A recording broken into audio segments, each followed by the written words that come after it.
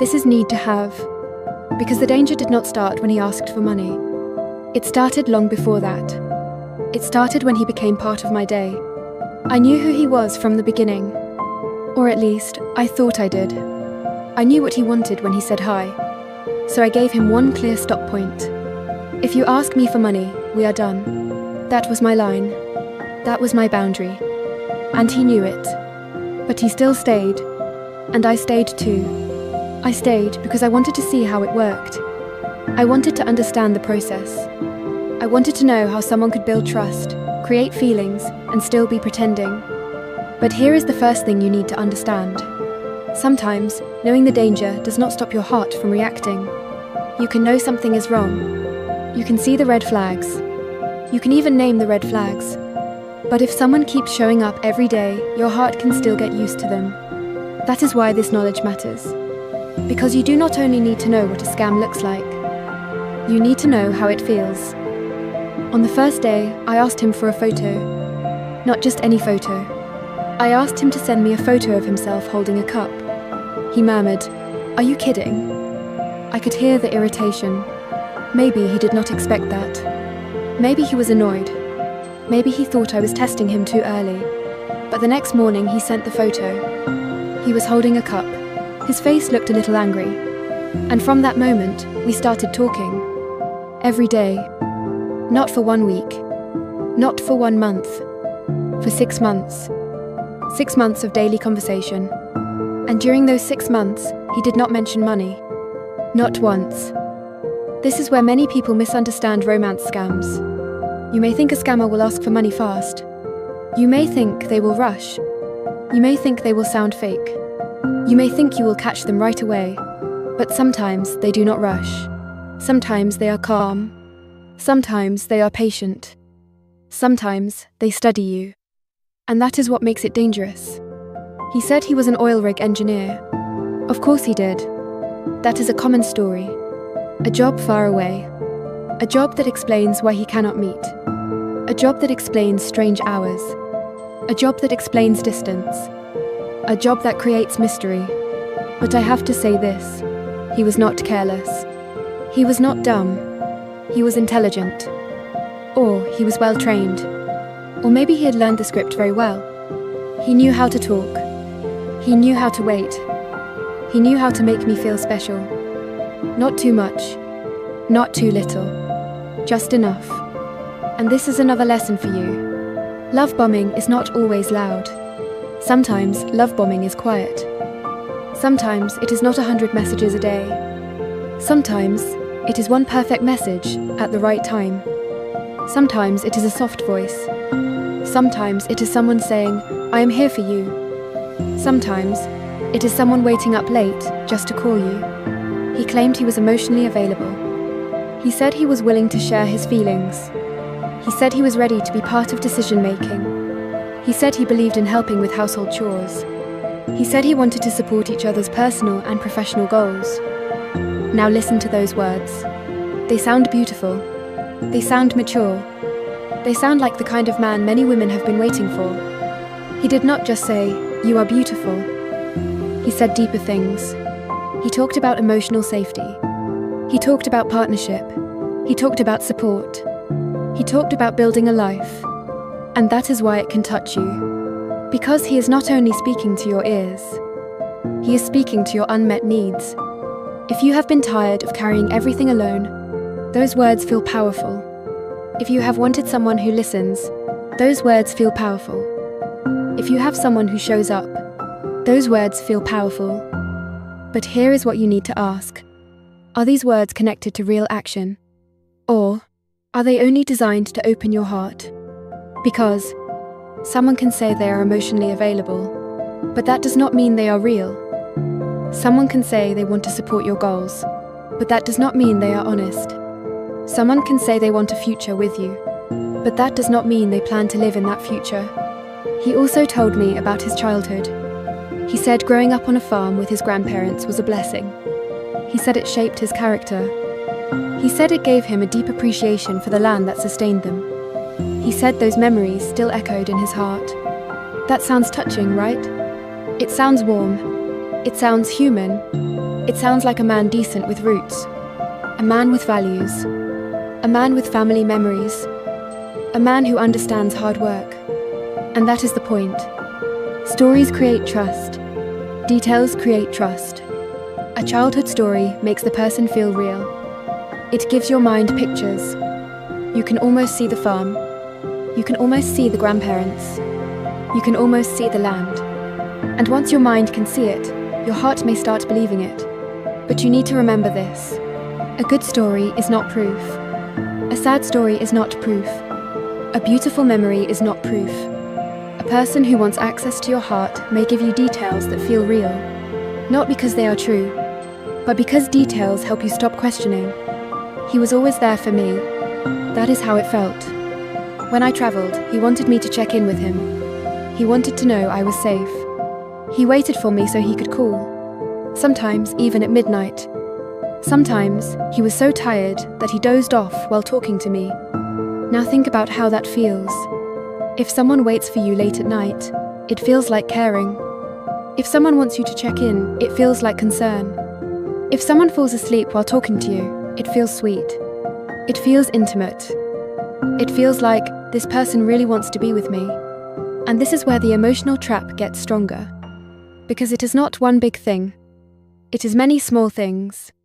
A message in the morning. A call at night. A soft word when you are tired.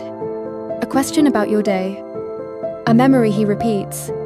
A future he describes. A feeling that someone is there. And slowly, your brain starts to include him in your daily life. This is why daily contact is powerful. Daily contact builds habit. Habit builds comfort. Comfort builds trust. And trust can make you lower your guard, even when you told yourself you would not. During those 6 months, I knew. But I also felt. That is the honest part. I knew the person he claimed to be might not be real. But the attention was real to my nervous system. The routine was real. The habit was real. The feeling of being wanted was real. And this is the hardest part to say. I can still say that I loved him. But not the real him. I loved the image he created. I loved the version of him that spoke to me every day. I loved the man in the story. I loved the man who said he was emotionally available. I loved the man who said he wanted partnership. I loved the man who waited for me. I loved the man who made me feel chosen. But that man was an image. And an image can be very powerful. This is what you need to understand. You can grieve at someone who was never real. You can miss a routine. You can miss a voice. You can miss the feeling. You can miss the dream. That does not mean you were foolish. It means your heart responded to what it was given. But now you must ask a harder question. Was I loved? I thought I was being loved. But maybe I was being studied. Because a person who studies your heart can learn exactly what you need to hear. They can learn when you are soft. They can learn what words calm you. They can learn what story makes you believe. They can learn how much attention is enough. Not too much. Not too little. Just enough. At the end, I said to him, "You know our stop point, don't you?" He said, yes. He knew. He always knew. But he still tried. After 6 months, he still tried. He invested all that time, all those messages, all those calls, all those soft words, all those emotional moments. And then he still moved toward the thing I told him would end it. Money. That tells you something very important. When someone respects you, they respect your stop point. When someone is using you, they keep testing it. He told me something else. He said he always felt that I wanted it less than him. That sentence stayed with me. Because at first, it sounds emotional. It sounds like pain. It sounds like he is saying, "I love you more than you love me." But now I hear it differently. That sentence was pressure. That sentence was guilt. That sentence was a way to make me prove myself. Because if someone says, "I feel like you want this less than me," what do they want you to do? They want you to try harder. They want you to explain yourself. They want you to give more. They want you to lower your boundary, to prove your feelings. And this is a big lesson. Real love does not need you to break your boundary to prove it. Real love does not punish you for being careful. Real love does not rush you into fear. Real love does not make your safety look like rejection. If someone makes you feel guilty for protecting yourself, pause. If someone keeps pushing after you say no, pause. If someone uses sadness to move your boundary, pause. Because love respects the line. Manipulation studies the line. And then it looks for a way around it. So here is what I want you to take from my story. Do not only look for the money request. Look for the setup before the money request. Look at the daily contact. Look at the perfect words. Look at the job that keeps them far away. Look at the reason they cannot meet. Look at the emotional stories. Look at how they respond when you test them. Look at how they respond when you say no. Look at whether they respect your stop point. Because the scam may not start when they ask for money. The scam may start when they make you feel responsible for their emotions. It may start when they become part of your day. It may start when they make you feel chosen before they have earned your trust. And this is why this knowledge is not nice to have. It is needed to have. Because you can be smart and still be touched. You can be careful and still feel attached. You can see the red flags and still feel the pull. If this helps you understand what is really happening, subscribe. We talk about the emotional patterns most people miss. So please remember this. Your kindness is not the problem. Your hope is not the problem. Your desire to be loved is not the problem. The problem is when someone uses those beautiful parts of you as a door. A door to your trust. A door to your emotions. A door to your money. A door to your life. So, protect your door. Keep your stop point. Say it clearly. And when someone crosses it, believe what that tells you. Because the right person will not punish you for having boundaries. The right person will not need 6 months of emotional investment to ask you to betray yourself. The right person will not make you prove love with money. And if someone truly cares about you, they will care about your safety too. That is the lesson I learned. And maybe this story can help you see it before it costs you more. Not just money, but time, peace, trust, and pieces of your heart. If this story helps you, subscribe and share it with someone who needs to hear it. And watch my AI romance scam video next. Because once you understand the emotional trap, you also need to know how to check if the person is real. This is not nice to have. This is need to have. The most dangerous scammer is not the one who looks fake. Why? Because the easiest scammers to avoid are the obvious ones. The dangerous one may look kind. The dangerous one may look patient. The dangerous one may text you every morning. The dangerous one may call you beautiful. The dangerous one may pray for you. The dangerous one may talk about marriage. The dangerous one may even pass one small test. And that is what makes them dangerous. Because some things honest daters do. Scammers do too. A real person can text every morning. A scammer can text every morning. A real person can say, "I want something serious." A scammer can say the same thing. So the question is not, do they sound romantic? The question is, what happens when you slow things down? Stay with me. Because one woman thought she found love. Instead, she lost almost $100,000. But money was not the only thing she lost. Today, dating does not only happen on dating apps. It happens on Facebook, in groups, in comment sections, and in Messenger. Some profiles are obviously fake. Others are not. Some have photos. Some have posts. Some have friends. Some have normal comments. Some sound kind. Some sound sincere. And many real people are online too. That is why we need wisdom, not fear. A scammer only needs to look real enough for you to relax. Let me tell you about Pat. Pat became a widow in 2020.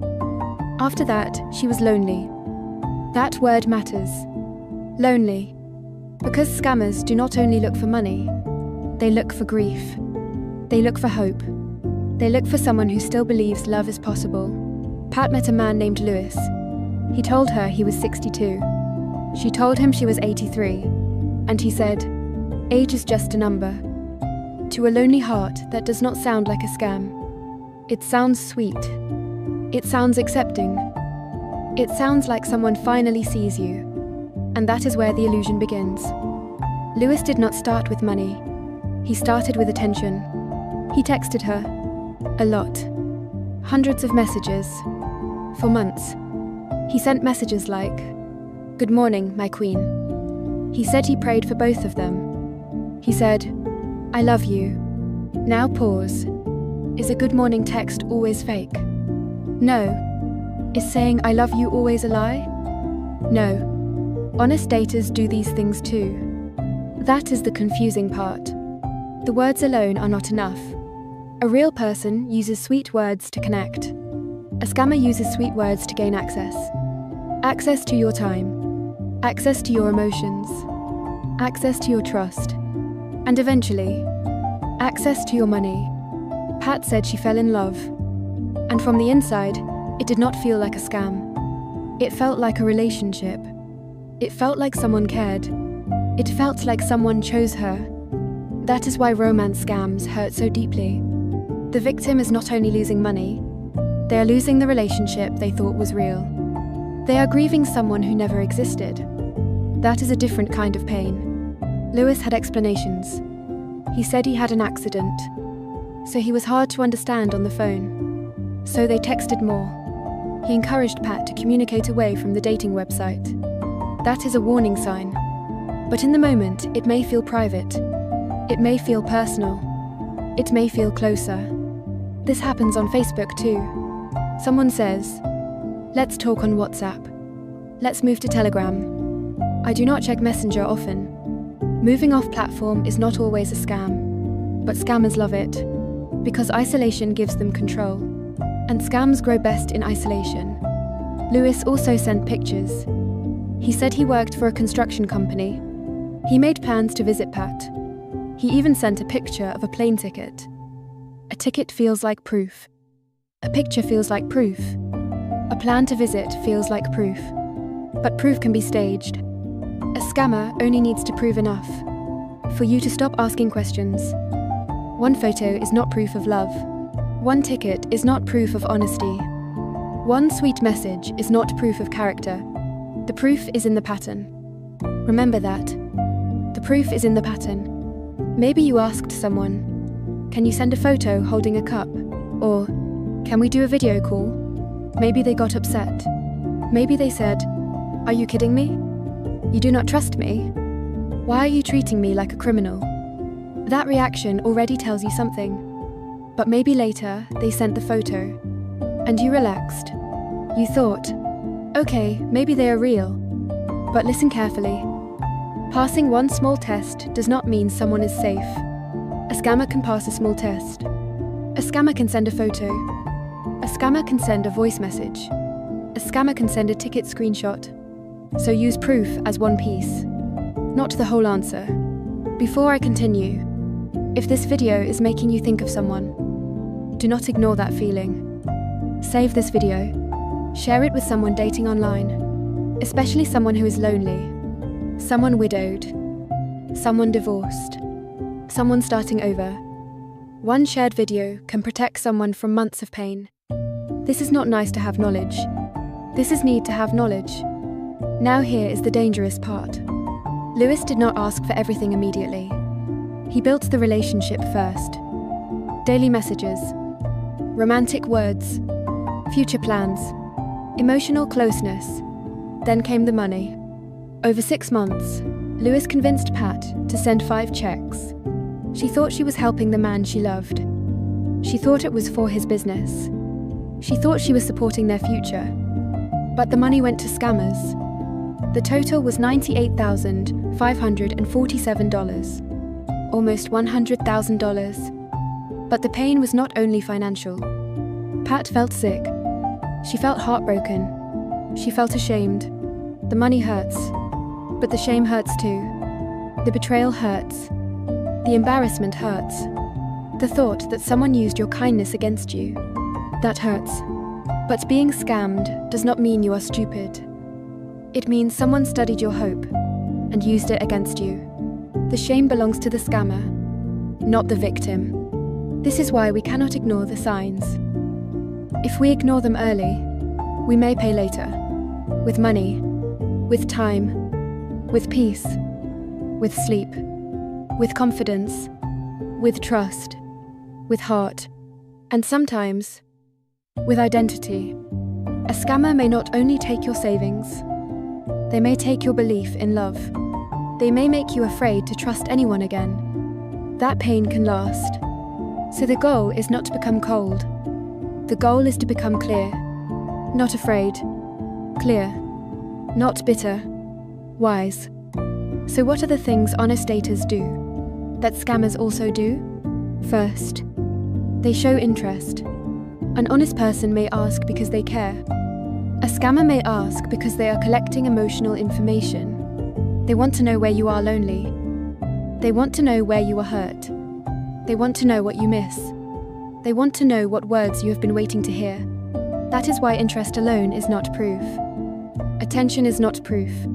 Questions are not proof. The pattern is proof. Second, they text every day. Daily texting is not bad. Good morning texts are not bad. Good night texts are not bad. But daily contact creates habit. Habit creates attachment. Attachment creates trust. And trust can make people ignore questions. If a stranger asks for money on day 1, you say no. Easy. But if someone has talked to you every day for 6 months, it feels different. When they ask for help, it no longer feels like a stranger asking. It feels like someone you love is in trouble. That is the setup. The scam does not begin with, "Send me money." The scam begins with, "Good morning, my queen." Third, they talk about the future. A real dater may say, "I want something serious. I would love to meet you. I can see us building something." That can be healthy. But scammers also talk about the future. Sometimes it is very fast. They may talk about marriage before meeting. They may say God brought you together. They may say they deleted the app because of you. And maybe you want to believe it. That does not make you foolish. It makes you human.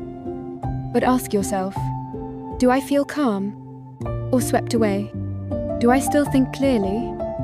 Or am I afraid to question the connection? Real love can slow down. A scam usually cannot. Fourth, they have problems. Real people have problems. Life is real. But scammers have problems at the perfect time. Right before the visit. Right before the meeting. Right before they can come home. Suddenly, there is an emergency. A frozen bank account. A delayed contract. A stuck package. A broken phone. A business problem. And somehow, you are the only person who can help. That is not romance. That is pressure. That is emotional leverage. If someone you have never met makes you financially responsible for their crisis, stop. Do not send money. Do not send gift cards. Do not send crypto. Do not share bank information. Do not open accounts. Do not let love turn you into a financial tool. Pat became suspicious when Lewis sent a contract. He asked her for $500,000. He said it was to invest in his business. The contract listed an address. Pat checked it in person. It was bogus. And when Lewis realized she had no more money, he stopped calling. He stopped texting. When the money stopped, the love stopped. That is the painful truth. It was not love. It was access. Access to loneliness. Access to trust. Access to money. So, how do you protect yourself? Use the boundary test. Say, I do not send money to someone I have not met in person. Then watch. Say, I want a live video call. Then watch. Say, I need to slow down. Then watch. Say, I do not invest in someone's business online. Then watch. An honest person may feel disappointed, but they will respect you. A scammer may get angry. They may guilt you. They may say, you do not trust me. You hurt me. I thought you loved me. They may disappear. That reaction is information. Do not ignore it.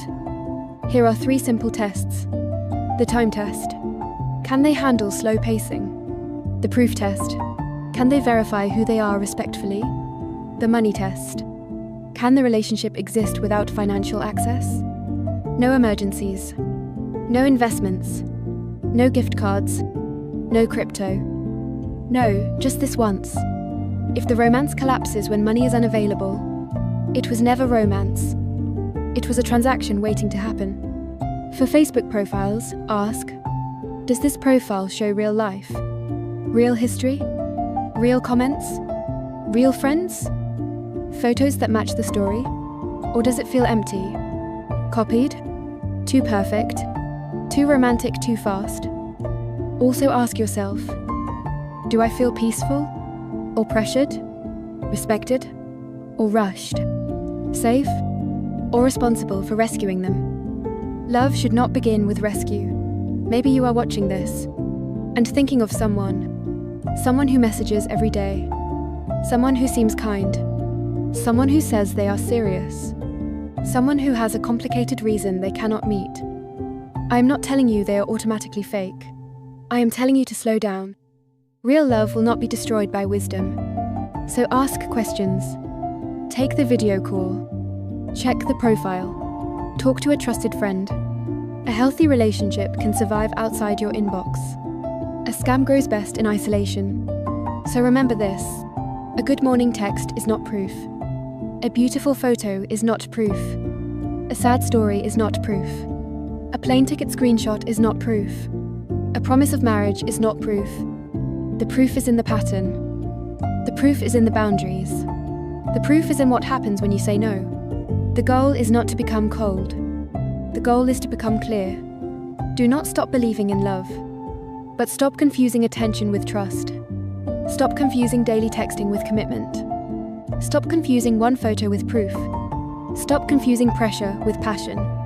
The right person will not make you feel guilty. To protect yourself. And if someone disappears because you asked for safety, you did not lose love. You avoided pain. You protected your peace. You protected your future. If this video helped you, please like it, share it, send it to someone online, especially someone who is lonely, someone widowed, someone divorced, someone starting over. And after this video, to understand more about how scammers slowly build emotional trust before they ever ask for money, please watch my other video. This is Need to Have Knowledge, how romance scammers build emotional trust. Watch it to the end, because that video explains how the emotional trap is built step by step. And if you are talking to someone online right now, and something in this video makes you feel uncomfortable, do not ignore that feeling. This story may help you see what you have been missing. But sometimes, when you are emotionally involved, it is hard to see clearly by yourself. So before it is too late, before you send money, before you share personal information, before you get pulled deeper into the relationship, you can contact me for a 20-minute free consultation. I can help you take a look at your current situation and help you think through the red flags. My email is listed in the comments section. The question is not, can they look real for one moment? The question is, can they stay real over time? Watch the pattern. Test the boundaries. Protect your heart. Protect your money. Protect your peace. Because love should never require you to abandon your safety. 5 things honest daters do that scammers also do. How can you tell the difference before your heart gets too attached? Scams do not always begin with money. They begin with connection, a conversation, a feeling, a person who makes you feel alive again. This is a story reported in AARP magazine. Her husband had been gone for 14 years. She was not looking for romance. Then a man named Tony found her on Facebook. He said he was a surgeon working in Iraq. He said he was widowed. He said he had 2 children. At first, it felt innocent. Then it felt special. He said romantic things. He made her feel seen. He made her feel wanted. Soon, his children started messaging her. They wanted to call her mum. She had never had children. She had waited her whole life for someone to call her mum. So it felt like love. It felt like family. It felt like a new life. They talked several times a day. Tony called 5 or 6 times a day. The conversations felt real, and that made her trust him. Then came the first request, a gift card. He said he needed a better signal to call her. Then he needed money for better food. Then came more requests. Each time she helped. Not because she was foolish, but because by then it was not just about money. It was about protecting relationships, the future, the family she thought she finally had. When she said she was struggling to pay her own bills, he promised to pay her back. Then came the day he was supposed to arrive. Suddenly, he needed $20,000. That was when everything unraveled. It was a scam. In total, she had sent him $39,000, everything she had. But the money was not the only thing that hurt. Losing romance hurts. Losing the new life hurt. And she had told no one, so she carried the burden alone. That is why these matters. Romance scams are emotional crimes. They target hope. They target loneliness. They target trust. They target the part of you that still wants to believe love is possible. So here are 5 things honest daters do that scammers also do, and how to tell the difference. 1. They give you attention quickly. An honest dater may text you often. They may check in. They may remember details. That can be real. But scammers also use attention. Tony called 5 or 6 times a day. That can feel romantic. But it can also create dependency. The difference is this. Honest attention respects your life. Scammer attention takes over your life. So ask yourself, is this person getting to know me? Or are they becoming the center of my world too quickly? Real love gives you space. Manipulation takes it away. 2. They say romantic things. An honest dater may compliment you. They may say they like talking to you. They may say they feel close to you. That can be healthy. But scammers use romance to speed up attachment. Tony said romantic things to her. After 14 years without her husband, those words reached a lonely place. They made her feel chosen. Here is the difference. Honest words grow from real experience. Scammer words move faster than reality. So ask yourself, what does this person actually know about me? Have they earned this closeness? Or are they giving me a beautiful feeling too soon? Honest love grows. Scam love rushes. 3. They create a future too soon. An honest dater may talk about family. They may talk about the future. That can be normal. But scammers create a future before they build a present. Tony's children called her mum. That touched a lifelong dream. Now it was not just romance. It was family. And when someone gives you a dream you thought was gone, you do not want to lose it. So ask yourself, are we building something real? Or am I being pulled into a future that has not been earned yet?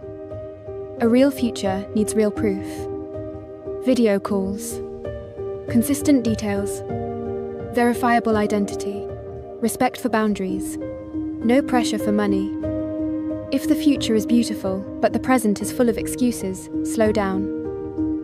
4. They ask for small help first. Scammers usually do not start with the biggest request. They start small. In this story, the first request was a gift card. He said it would help him call her. So the money did not feel like money. It felt like connection. Then came money for food. Then more requests. Then bigger requests. Once you say yes the first time, it gets harder to say no. Every yes deepens the emotional investment. Here is the difference. An honest dater does not use your feelings as a financial resource. A scammer turns emotional closeness into obligation. So ask yourself, are they asking for help? Or training me to ignore my limits? Do not send money, gift cards, crypto, bank information, or private documents to someone you have not met and verified. If saying no makes you afraid they will leave, that is not love. That is leverage. 5. They promise to pay you back. Tony promised to pay her back when he came home. That promise kept hope alive. It made the loss feel temporary. It made her think, I just have to hold on a little longer. Then came the final request. He needed $20,000. That was when the truth came out. Here is the difference. An honest person respects your financial limits. A scammer keeps creating emergencies that require your sacrifice. A safe person can handle your boundaries. A scammer needs you to abandon them. So let's put it together. Honest daters and scammers can both give attention. But honest attention respects your space. Scammer attention creates dependency. They can both say romantic things. But honest romance grows with reality. Scammer romance rushes ahead of reality. They can both talk about the future. But honest future talk has present proof. Scammer future talk keeps you emotionally invested. They can both ask for support. But honest support does not become financial pressure. Scammer support becomes gift cards, money, emergencies, and guilt. If this story sounds familiar, hear this clearly. You are not stupid. You are not weak. You are not the only one. Talk to someone you trust. Pause all payments. Save the messages. Contact your bank. Report the scam. And if you are in the US, AARP's Fraud Watch Network helpline is 877-908-3360. If you want to understand how scammers build emotional trust before they ask for money, watch my next video. This is Need to Have Knowledge. How romance scammers build emotional trust. Because once you understand the trust-building stage, you can recognize the manipulation before it reaches the money request. The one idea I want you to remember is this. Online dating becomes dangerous when emotional connection moves faster than reality. It is not wrong to want love. It is not wrong to want family. It is not wrong to want a second chance. But real love does not need gift cards. Real love does not need secrecy. Real love does not punish your questions. And real love does not make you go broke to prove you care.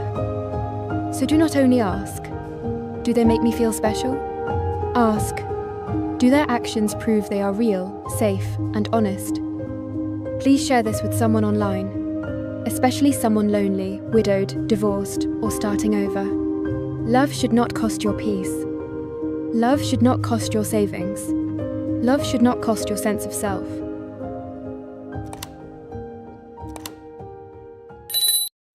He spent 6 months trying to scam me. He got nothing. So someone else took over. Same account. Different person. Different trap. And this time it was not "I love you." It was "I can't pay my rent." That is how the scam changed from romance to pity. If you have not watched part 1, it is called He Waited 6 Months Before Asking for Money. That video explains how the emotional bond was built before money was ever mentioned. But in this video, I want to show you what happened after he failed. Because the story did not end. Someone else took over. And this is not nice to have. This is need to have. Because a romance scam is not always one person behind one phone. Sometimes it is a system. Sometimes it is a group. Sometimes the person you think you are talking to today is not the same person you talked to yesterday. And if you do not know how to notice the change, you may miss the second trap. After 6 months, something felt different. The words changed. The writing style changed. The way he responded changed. The timing changed. The emotional tone changed. It was still the same account. It was still supposed to be the same man. But it did not feel like the same person. That was the first thing that gave him away.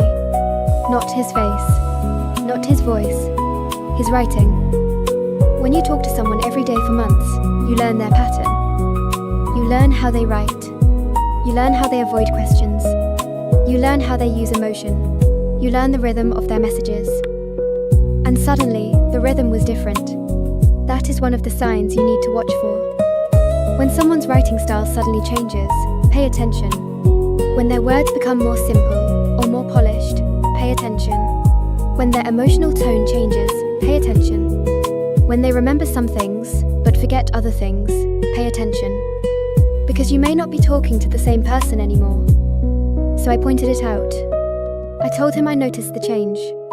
I told him the writing did not sound the same. I told him the behavior did not feel the same. At first, he did not want to say it. But after I pointed it out, he admitted it. He admitted he was not the same person. And that moment changed how I saw the whole thing. This was not just one man trying to scam me. This was connected to something bigger. Maybe a group. Maybe a network. Maybe people passing the conversation from one person to another. And this is what you need to understand. When scammers invest time in you, they may not want to lose the work. They may not want to lose the emotional connection that was already built. So if one person cannot close the scam, someone else may try. They may come in with a different tone, a different story, a different kind of pressure, but the goal may still be the same. Access, trust, money, control. Then we had several screen video calls. And that is when I saw the person behind the screen. He was not the successful man from the story. He was not the oil rig engineer. He was not living the life that had been described to me. He was living in Ghana. His living condition looked very difficult. He said he could not pay his rent. He complained about the environment around him. He said it was impossible for him to get anywhere from where he lived. He sounded stuck. He sounded frustrated. He sounded like someone who felt trapped in his own life. And this is where the story became emotionally confusing. Because when you finally see the person behind the scam, you may expect to feel only anger. But sometimes, you may also feel pity. You may see a person living in hard conditions. You may hear pain in their voice. You may see that their life is not easy. And suddenly, the scam becomes confusing again. Because now you are not only looking at a liar, you are also looking at a human being. But here is the lesson. Someone's hard life does not give them the right to harm your life. Someone's struggle does not give them permission to manipulate you. Someone's poverty does not make your boundary disappear. You can feel compassion, but you still need protection. You can understand someone's pain, but you do not need to fund it. You can want someone to do better, but you cannot rescue someone who is still trying to use you. I tried to speak to him like a real person. I suggested that he find a decent way to make a living. I told him there were better directions. I pointed out that he did have some skills. He could talk. He could write. He could observe people. He could learn patterns. Those skills could be used in a better way. Those skills could be used for something honest. But he did not fully seem to get it. Or maybe he did not want to get it. Because instead of taking the advice and building a better path, he moved the conversation in another direction. He started saying he had feelings for me. He started acting like there was a connection between us. And then he tried to connect himself to the previous scammer. That part is important. Because sometimes the second scammer does not start from zero. They try to inherit the emotion from the first scammer. They try to step into the story that someone else already created. They try to use the trust that was already built. They may act like the relationship continues through them. They may make you feel like you still owe care, like you still owe attention, like you still owe help. But you need to remember this. A fake relationship cannot become real just because a new person admits the truth. An honest confession does not erase the manipulation. A video call does not erase the scam. Seeing their face does not mean they are safe. And feeling sorry for them does not mean you should send money. Then came the money request. He asked for money to pay his rent. And that was the second trap. The first trap was romance. The second trap was pity. In part 1, the danger was emotional bonding. In part 2, the danger became sympathy. Because now it was not just, I love you. Now it was, I am suffering. Now it was, I cannot pay rent. Now it was, my environment is impossible. Now it was, you are the one person who understands me. And that can be powerful. Because if you have a kind heart, you may want to help. If you believe people can change, you may want to encourage them. If you see someone suffering, you may feel guilty walking away. But this is where you must be very clear. Kindness without boundaries can become a doorway. And scammers know this. They may fail with romance, then try pity. They may fail with pressure, then try guilt. They may fail with lies, then try partial truth. But the goal is still to move your boundary. This is why you cannot only ask, is this person telling the truth now? You also need to ask, what are they asking me to do with this truth? Are they using the truth to take responsibility? Or are they using the truth to get money? Are they trying to change? Or are they trying to make me rescue them? Are they respecting my boundary? Or are they testing it again? Because the real test is not whether someone has a sad story. The real test is what they do after you say no. If they respect your no, that tells you something. If they keep pushing, that tells you something too. And in my case, the pattern was still there. Different person, different face, different situation, but the same direction. Money. That is when I realized the scam had not ended. It had only changed costume. A scam can change shape. It can start as romance, then turn into pity. It can start with a fake successful man, then turn into a real person with real problems. It can start with, I love you, then become, please help me. But if the whole path still leads to your money, you need to stop. You are not responsible for fixing the life of someone who entered yours through deception. You are not responsible for paying the rent of someone who is part of a scam. You are not responsible for saving someone who is still using emotional pressure. You can wish them better. You can hope they choose a different life. But you do not have to become the price of their lesson. This is what I learned from part 2. The scam does not always end when the first person fails. Sometimes it continues with another person. Sometimes the mask changes. Sometimes the story changes. Sometimes the emotional weapon changes. But your boundary must stay the same. No money, no guilt, no rescue, no emotional debt. If someone comes into your life through lies, they do not get to demand trust. If someone admits the truth only after being caught, they do not get to ask for money. If someone says they care about you but still asks you to carry their burden, pause. Because care does not use deception as a doorway, and love does not begin with a scam. So please remember this. You can have compassion and still say no. You can see someone's pain and still protect yourself.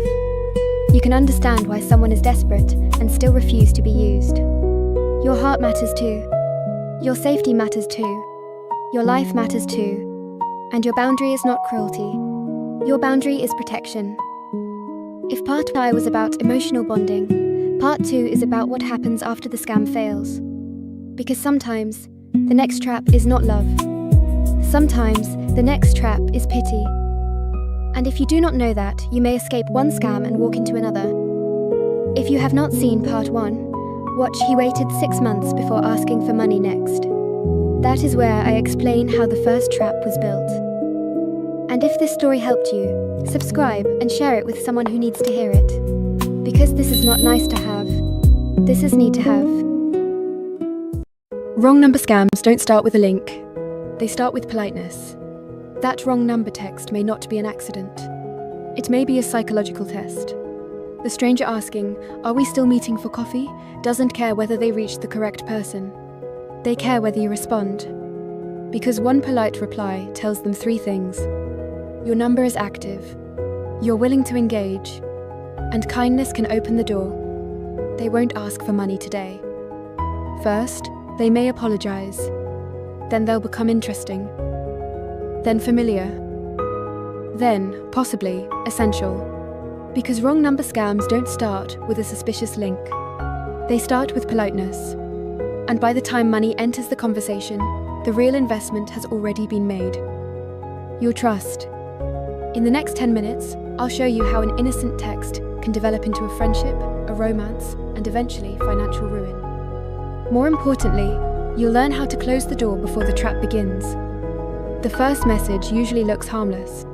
"Hello, are we still meeting for coffee? Do you have time for lunch tomorrow? I found your number in my contacts. Have we met?" You reply, "Sorry, you have the wrong number." A normal conversation would end there. But this stranger continues. "You seem very kind. Maybe this mistake happened for a reason. Since we're already talking, where are you from?" This is where many people misunderstand the danger. The first message may not be an immediate attempt to steal money. It can be a screening process. The sender is testing whether you are responsive, patient, trusting, or simply willing to continue talking. Your politeness is not a weakness. but a scammer may treat it as valuable information.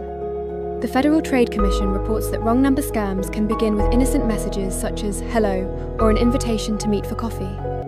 The stranger then develops a friendship, sometimes with romantic undertones, before introducing a fraudulent investment opportunity.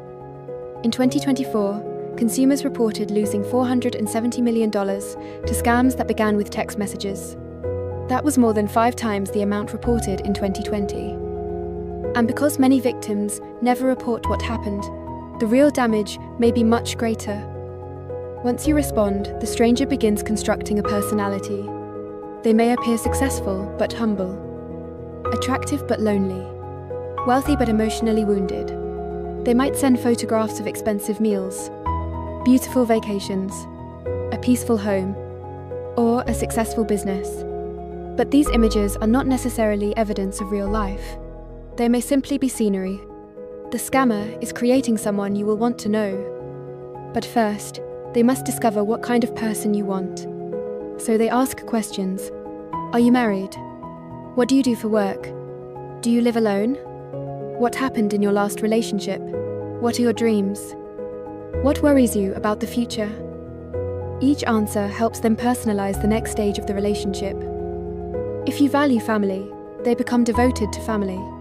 If you have experienced betrayal, they claim to have been betrayed. If you feel lonely, they become consistently available. They begin reflecting on your interests, values, and emotional needs back to you. The effect can feel extraordinary. Finally, someone understands you. But true intimacy grows through shared experiences and verified reality. A scammer can manufacture the appearance of intimacy through constant communication and carefully selected responses. Soon, the stranger may ask you to move the conversation to WhatsApp, Telegram, or another private messaging platform. The reason sounds practical. This app is easier. I use it for work. I don't check regular messages very often. But moving the conversation serves another purpose. It separates the relationship from the place where it began. Now the connection can develop privately, with fewer reminders that this person was once a complete stranger. Messages begin arriving every morning. Did you sleep well? Have you eaten? I was thinking about you. Consistency creates familiarity. Familiarity begins to feel like safety. Eventually, you stop asking, "Who is this person?" Instead, you begin asking, "Why would someone who cares about me want to hurt me?" That is the transformation the scammer needs. To understand how far manufactured trust can go, consider the publicly shared experience of Lang. Her story appeared in an interview published by the Dating to Win channel. According to Lang's account and the channel's description, she was an educated and successful nurse practitioner. She was not careless. She was not unintelligent. She reportedly became involved in a romance and cryptocurrency scam that continued for approximately 6 months. The reported loss was approximately $1.6 million. Public descriptions of her interview say she sold 2 houses during this period. Think about what that reveals. A person does not normally sell 2 homes because a stranger suddenly asks for money. That level of financial action requires something much deeper. Trust, emotional commitment, and the belief that both the relationship and the opportunity are real. Lang's account does not establish that her relationship began with a wrong number text, but it demonstrates the possible destination of a prolonged relationship-based investment scam. The criminal's most powerful tool is not cryptocurrency. It is the relationship surrounding the cryptocurrency.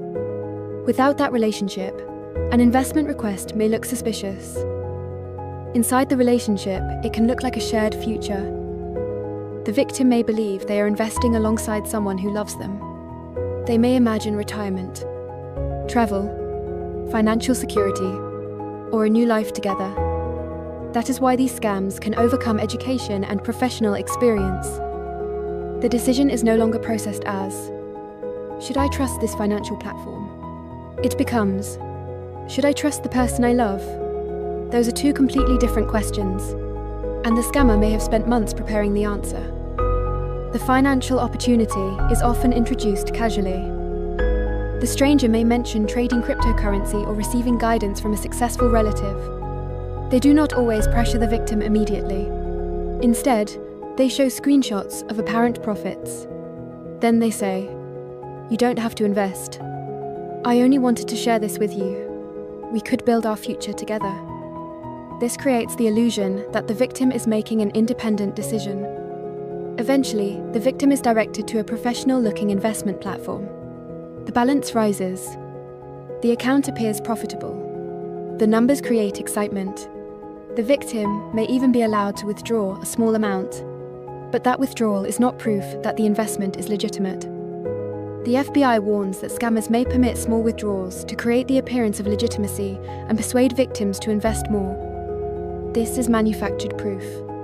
The scammers may sacrifice a small amount to unlock a much larger investment. Once more money has been deposited, the platform suddenly freezes the account. Now there is a tax, a verification payment, a security deposit, or a withdrawal fee. Every payment is presented as the final obstacle between the victim and their money. But the displayed profits may never have existed. The numbers on the screen were part of the performance. At this stage, outsiders often ask, why would anyone keep paying? But that question ignores everything that came before. The victim is not responding to one financial demand. They are responding to weeks or months of emotional conditioning. They may also experience the sunk cost effect. The more money, time, and hope someone has invested, the harder it becomes to accept that everything may be gone. The scammer adds emotional pressure. You're giving up just before the withdrawal. Don't you trust me? This is our future. Now caution is reframed as betrayal. Love becomes something the victim must prove financially. Remember this. A legitimate partner will never require you to risk your financial security to demonstrate your love. From this day forward, follow one simple rule. An unsolicited stranger does not earn continued access to you simply because they appear polite. If you receive a wrong number message, do not continue the conversation. Do not provide your name, your location, your profession, your relationship status, or your photographs. Do not move the conversation to another platform. Do not click links. Use your phone's report junk feature. Block the number. Delete the message. If an online friend or romantic interest introduces an investment, stop. Do not use the application or website they recommend. Talk to someone you trust before transferring money. Verify the investment independently. Never pay additional taxes or fees to unlock supposed profits. If you have already sent money, contact your financial institution or cryptocurrency exchange immediately. Save the messages, transaction records, account details, wallet addresses, and screenshots. Report the incident to the Federal Trade Commission and the FBI's Internet Crime Complaint Center. And do not trust anyone who contacts you afterward and promises to recover your money for an upfront payment. That may be another scam. If you responded to one of these messages, you are not foolish. You acted like a human being. You tried to be polite. The shame does not belong to the person who offered kindness. It belongs to the person who weaponized it.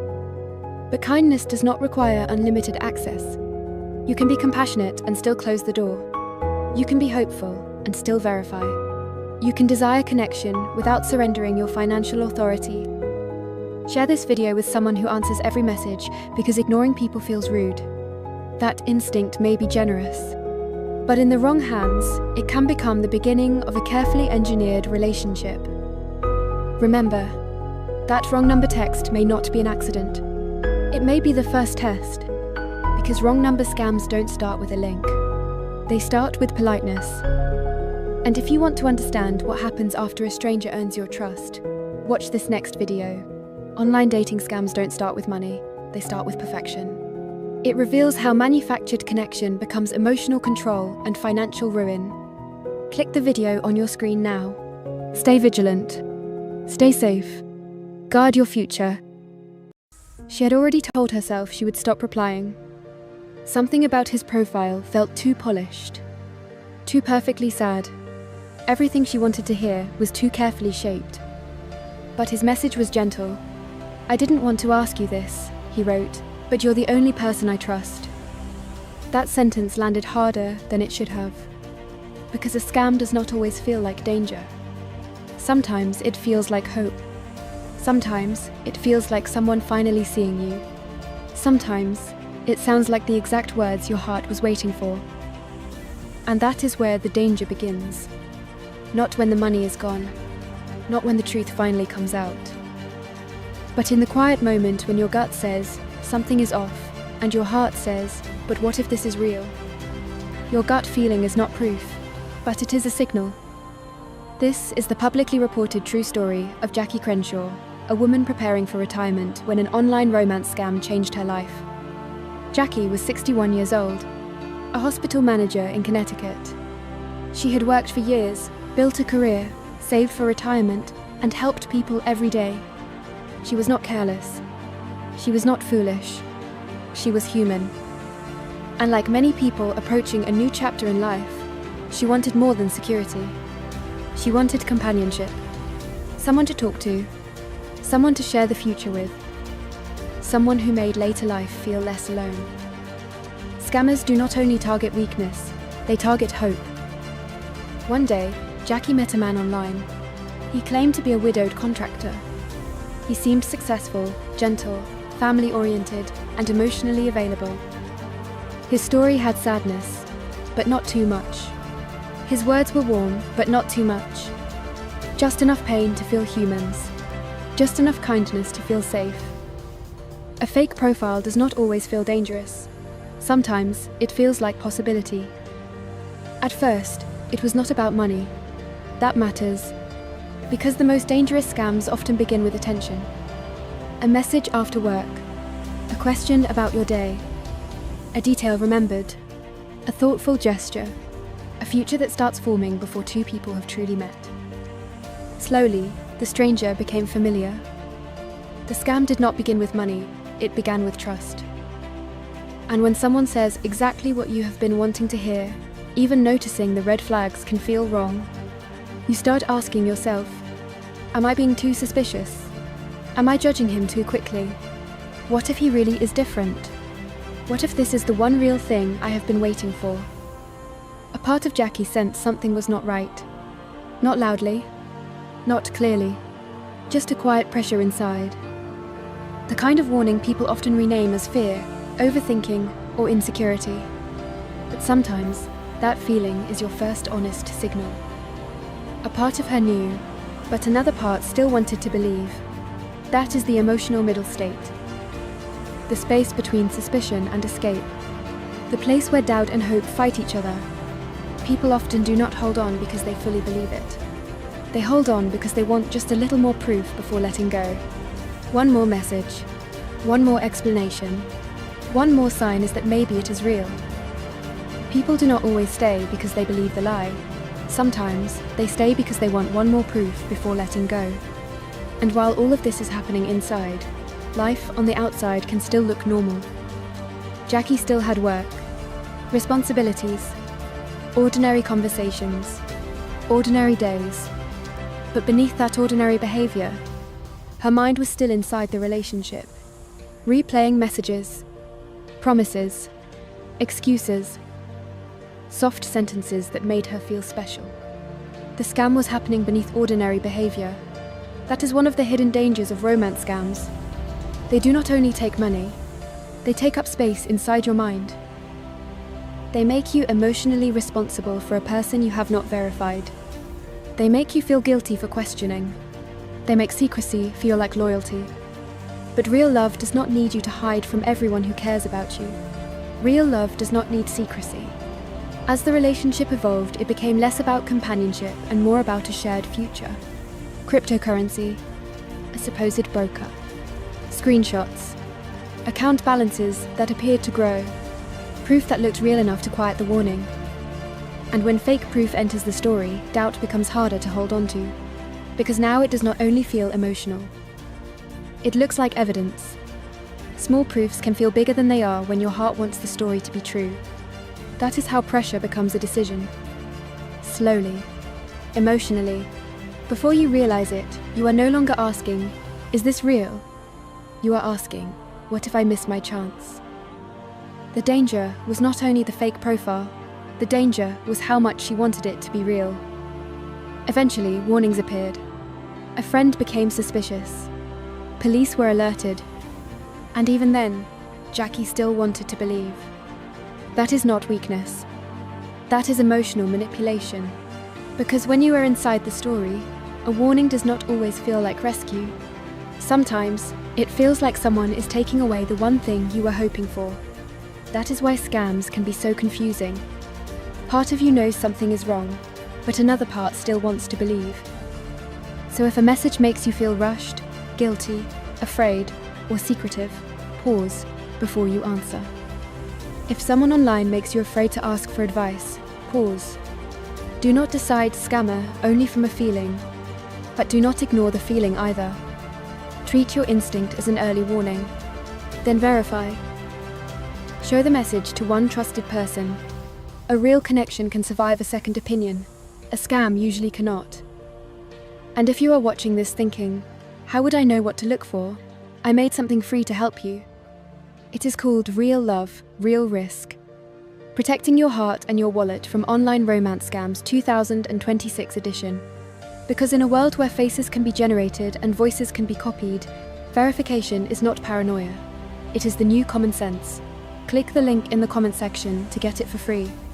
Use it before you trust a profile, before you send money, before you keep a secret, before pressure turns into a decision you cannot undo. Get the free booklet, Real Love, Real Risk. Protect your heart, protect your wallet. Jackie eventually lost about $900,000. But the loss was not only financial.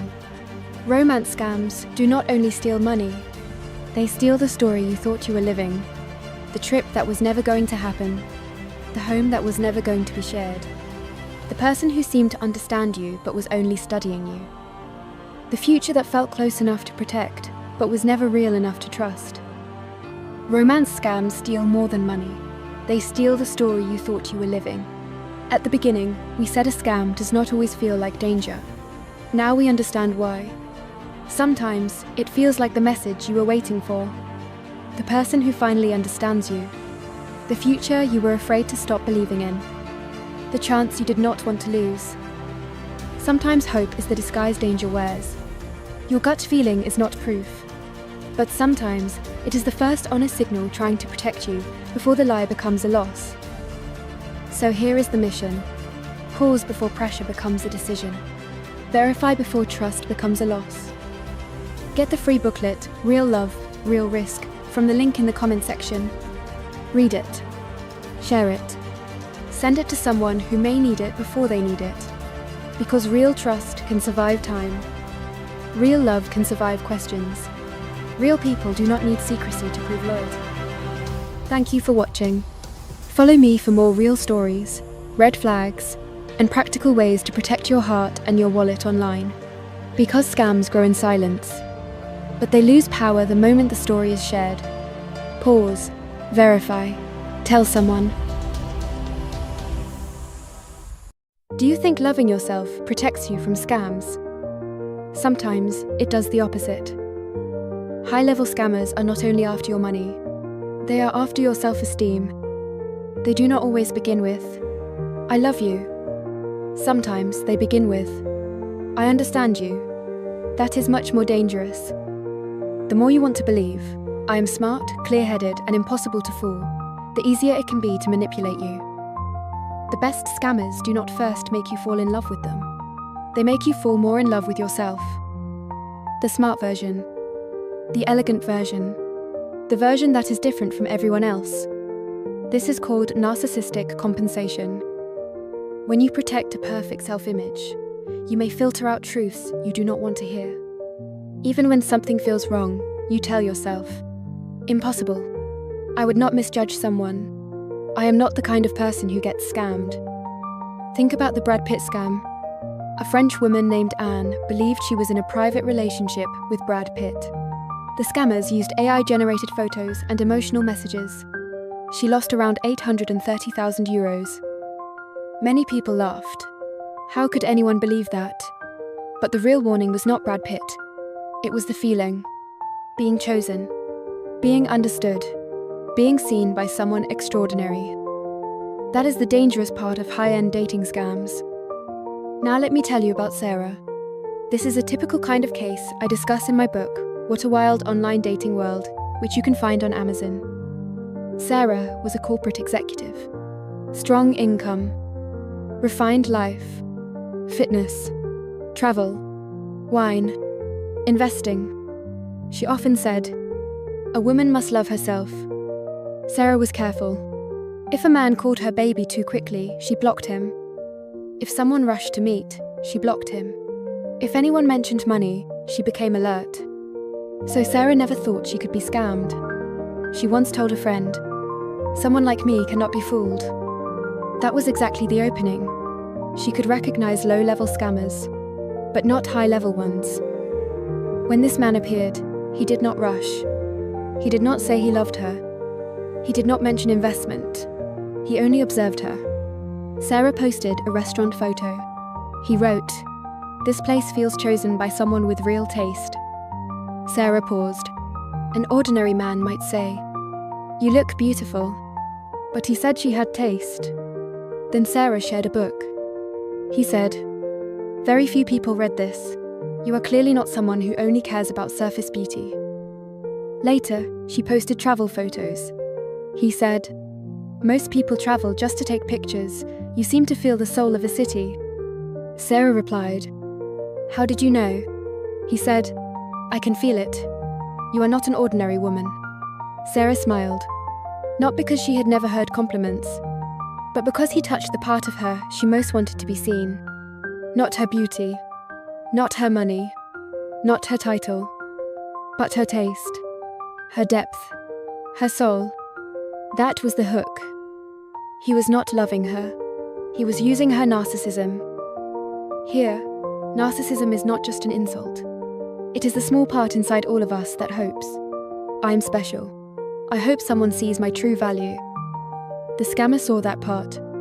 Then he started feeding it. At first, they talked about art, travel, career, and life choices. He never rushed. He made Sarah feel this was not flirting.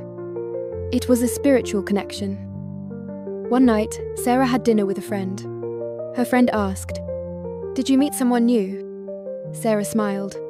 "Kind of, but he is different." "How is he different?" Sarah said, "He understands me." Those 3 words are dangerous, because many online dating traps do not begin with, "I love you." They begin with, "I understand you." Later, Sarah joked, "You are not a scammer, are you?" A low-level scammer might panic. But this man replied, "The fact that you are so cautious makes me admire you. Not many women can stay so clear-headed." He used her suspicion as a compliment. Sarah's alertness was supposed to protect her, but he turned it into part of her self-esteem. She began to think, "I am clear-headed. I am good at judging people." That was the danger. A person is not always easiest to fool when she is weak. Sometimes, she is easiest to fool when she is certain she cannot be fooled. Later, he slowly revealed his life. He never bragged. He casually mentioned private wine events, finance friends, international projects, and high-end forums. Just enough for Sarah to imagine the rest. That is how high-level scams work. The scammer does not force the dream on you. He lets you complete the dream yourself. Then one day, he mentioned an investment. Lightly, as if it slipped out. "I've been doing a small private allocation, but this kind of thing is not suitable to discuss publicly." Sarah stayed quiet. He did not push. Then he added, "I know you are not the type to blindly follow trends. That is why I dared to mention it to you." He did not beg her to invest. He made it sound like a qualification. An opportunity only someone like her could understand. Sarah began to waver. She told herself, "I understand investing. I can judge this. I will not act recklessly." But she was no longer only judging the investment. She was judging herself. If I refuse, do I lack vision? If I am too cautious, do I become ordinary? The scammer was not exploiting her weakness. He was exploiting her pride. Because Sarah loved herself. Because she believed she was high level. So when he offered a fantasy that matched her identity, her defenses began to collapse. A few days later, Sarah felt something was wrong. His reply times were too fixed. His photos looked too perfect. When she asked financial questions, he avoided details. So she questioned him. "Why can't I find much information about this platform?" He replied, "Sarah, a smart person like you should understand that trust is the highest form of social currency." Sarah stared at the sentence. Her heart sank. She wanted to verify facts. But he turned verification into distrust. He turned doubt into something low level. He turned caution into a lack of sophistication. So Sarah made excuses. Maybe he is just low-key. Maybe high-end circles are hard to search. Maybe I am too sensitive. That is narcissistic compensation. It is not that you do not see the truth. It is that you filter out the truth because it damages your perfect self-image. Later, Sarah invested. Just to test. The platform looked professional. The profits appeared real. Most importantly, she successfully withdrew money once. That withdrawal was the key. Sarah lowered her guard. She thought, "See, I was right. I am not someone who gets scammed." Then came the second investment. Then the third. The amounts grew larger, until she tried to withdraw everything. Then the problems began. Account abnormality. Taxes required. Security deposit required. System review. Sarah panicked. She called him. No answer. She messaged him. Read but no reply. Then the messages disappeared. At that moment, she understood. From the first sentence, "You are special." From every late-night conversation. From every line like, "You are not an ordinary woman." The cage had already been closing around her. The cruelest part was not only the money. It was that she did not dare tell anyone. Because she was afraid they would say, "You are so smart, how could you be scammed?" Her pain was financial. But it was also about self-esteem. She had to admit, "I misjudged someone. I wanted to feel special. I ignored my intuition. I am not always clear-headed." So why can loving yourself make you easier to scam? Not because self-love is wrong, but because sometimes what you love is not your full, real self. You love the perfect persona. Always elegant. Always smart. Always right. Never fooled. And scammers know how to love that version first. Then they make you give up verification to protect that version. So remember this. When someone keeps telling you that you are different, be careful. When a relationship makes you afraid to verify, be careful. When you keep making excuses, stop. And when money appears, slow down. Investment platforms. Withdrawal problems. Taxes. Security deposits. Account abnormalities. These are not romantic plot points. They are warning signs. True self-love is not saying, "I will never be scammed." True self-love is saying, "I may also have blind spots, so I am allowed to stop." Next time someone tells you, "You are special. You are rare. You are so clear-headed. Only you understand me." Ask yourself, is this genuine appreciation? Or is he feeding the version of me I most want to believe in? I wrote What a Wild Online Dating World because many online dating traps do not begin with, "I love you." They begin with, "I understand you." For more real case breakdowns, please follow me. And watch this video, What You Must Know, How Romance Scammers Build Emotional Trust. It shows how a scammer spent 6 months trying to scam me, failed, and then did something even more shocking. After watching it, you will see online dating more clearly.